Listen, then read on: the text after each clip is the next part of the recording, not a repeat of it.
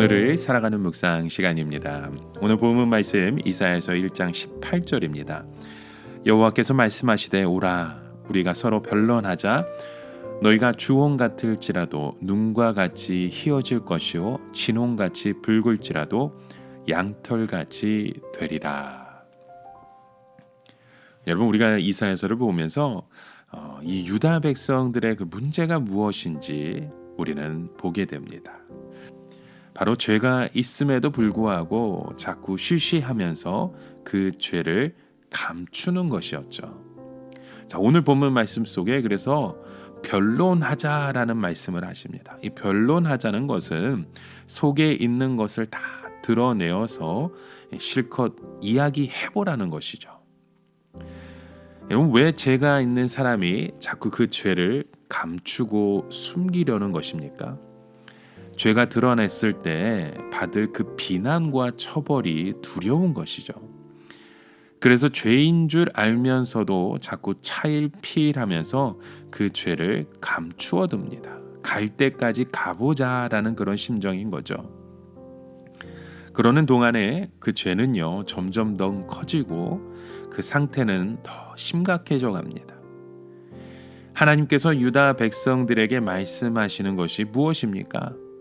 갈 때까지 가지 말고 지금이라도 속에 들어있는 것을 다 터뜨리라는 것입니다. 그렇게 되면 어떻게 됩니까? 엄청난 충격이 일어나겠죠. 놀라운 것은 한번 터뜨리고 나면 죄가 더 이상 그 사람을 지배하지 못한다는 것입니다. 죄는 어두운 데서 서식하는 성질을 가지고 있습니다. 환한 빛 가운데로 가지고 나오면 더 이상 힘을 쓰지 못합니다. 교회 안에서도 마찬가지입니다. 모르는 가운데 퍼지는 죄가 무섭지 한번 드러나고 문제가 되면 모든 사람들이 조심하기 때문에 더 이상 힘을 쓰지 못하는 겁니다. 하나님이 은혜를 주시는 때에 나타나는 현상이 무엇입니까? 바로 죄에 대한 변론입니다. 하나님의 백성들이 자신의 죄를 드러내는 것을 두려워하지 않습니다. 그것이 무엇을 뜻합니까? 사람을 두려워하지 않고 하나님을 두려워한다는 뜻이죠. 자, 오늘 본문에서 말씀하는 그 변론이라는 것은 우리가 일반적으로 생각하는 그 변론이 아닙니다. 하나님께서 그들의 죄를 억압하실 때 속에서부터 죄가 터져 나오는 것이죠. 자기 안에 털끝만한 죄라도 다 토해내지 않고는 견딜 수 없는 마음이 생기는 겁니다. 그래서 다른 사람들이 흉보는 것이 전혀 두렵지 않은 거죠. 하나님 앞에서 정결한 양심을 되찾고 싶은 것입니다. 이때 하나님의 영광이요 그들의 삶 가운데 비춰지기 시작합니다. 하나님은 죄와는 절대로 함께 하실 수가 없는 분이십니다. 그러나 죄를 고백하는 곳에서는 하나님의 영광이 나타나게 된다는 것이죠. 그동안의 어두운 세월은 지나가고 환한 진리의 시대가 도래하기 시작할 수 있다는 말씀입니다. 여러분, 우리는 오랜 어두움의 시간을 지나왔습니다. 그런데 지금 가장 어두운 때를 맞이했다라고 한번 상상해 보십시오. 이 어두움을 가장 빨리 끝내는 방법이 무엇일까요? 바로 이 죄에 대한 변론입니다. 우리 안에 있는 하나님이 기뻐하시지 않는 그 생활들 하나님 앞에서 고백해야 하는 것이죠. 기도가 잘 되지 않을 때에는 소리를 지르면서도 도와달라고 부르짖는 것입니다. 하나님은 그런 소리를 반드시 들으시는데 그 후에는 얼마나 깜짝 놀랄 축복으로 인도하시는지 모릅니다. 여러분, 우리가 죄를 드러내지 못하는 진짜 이유가 무엇입니까? 하나님보다는 사람을 더 두려워하기 때문이죠. 우울증이라는 것이 무엇입니까? 하나님보다 사람을 더 두려워하기 때문에 생기는 것입니다.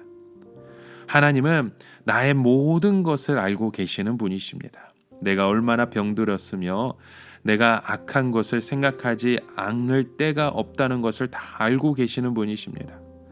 나의 교만과 나의 그 완악한 마음을 알고 계시며 나의 자존심과 고집을 다 알고 계십니다. 그러나 나는 그것을 인정하려고 하지 않는 것이죠. 여전히 나 자신을 믿고 나 자신을 신뢰하려고 하는 모습이 너무나도 많습니다. 하나님께서 만일 우리 안에 있는 죄를 토해내기만 하면 담당해 주시겠다고 말씀하시는 것이죠. 그래서 오늘 본문에 이 죄가 주홍같이 붉어도 눈과 같이 희어질 것이다 라는 얘기를 하십니다. 여러분, 주홍과 흰 눈을 비교할 수 있습니까? 이 당시 물들인 것 중에서 가장 진한 색이 주홍이었다고 합니다. 이사야서는 이것을 유대인들의 그 죄의 색으로 생각했던 것입니다. 그 당시 죄의 색깔은 빨강이었습니다. 어디서나 눈에 띄는 색깔이었죠. 사람들은 빨간색의 옷을 입고 사람들 사이에 숨을 수 있을 거라 생각하지만 실제로 그 옷은 어디서나 표시가 날 수밖에 없습니다. 그들의 죄는 우리가 빨래를 한다고 해서, 우리가 세탁물로 지워진다고 해서 지워지는 것들이 아닙니다. 그러나 우리가 하나님 앞에서 변론하게 되면 희게 될 수 있다는 것입니다.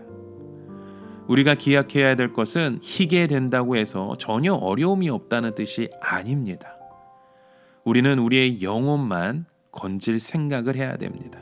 죄로 가지고 있던 모든 것을 다 누리면서 희게 될 생각을 해서는 안 됩니다. 오직 하나, 나의 영혼을 건져야 다시 그 죄에 빠지지 않게 되는 것입니다. 나의 모든 것들을 다시 가지고 짊어지고 주님 앞에 나오는 것은 우리의 삶 가운데 흰 눈처럼 변해지는 인생이 아닙니다. 오직 나의 영혼만이 새로워질 수 있다면 그 모든 것들을 다 버려도 괜찮아야 합니다. 그래야 진홍 같은 우리의 그 마음이 양털같이 희게 될 수 있는 것입니다. 여러분, 오직 하나만 붙드시기 바랍니다. 그것은 나의 영혼입니다. 나의 영혼이 이 죄에서 해방되는 것, 나의 영혼이 그 존귀함을 되찾는 것입니다. 그러면 우린 다시 살 수 있습니다. 그러나 모든 것을 다 잡으려고 하면 결코 깨끗하게 될 수 없습니다. 결국 그 모든 것을 다 잃어버리고 말게 되는 거죠. 유다 백성들의 문제가 어디에 있었습니까? 그들이 하나님 앞에 약하면 약할수록 더 큰 하나님의 능력이 임한다는 것을 몰랐던 것입니다. 그들은 그들의 영혼을 갉아먹고 죄가 그들의 기쁨을 다 빼앗아 가는데도 가만히 있었습니다. 죄를 미워하고 죄를 버리게 해달라고 기도하지 않고 하나님과 거래를 하려고 했던 것이죠. 어떻게 하든지 자기의 노력으로 그 어려움에서 벗어나려고 했던 겁니다. 그 결과 파멸을 맞이하게 됩니다. 여러분, 오늘 우리가 하나님 앞에서 구해야 될 것이 무엇입니까? 정직입니다. 하나님께는 우리가 속해 있던 그 죄악된 모습들, 하나님 앞에 거룩하지 못했던 나의 모든 것을 다 토해내셔야 됩니다.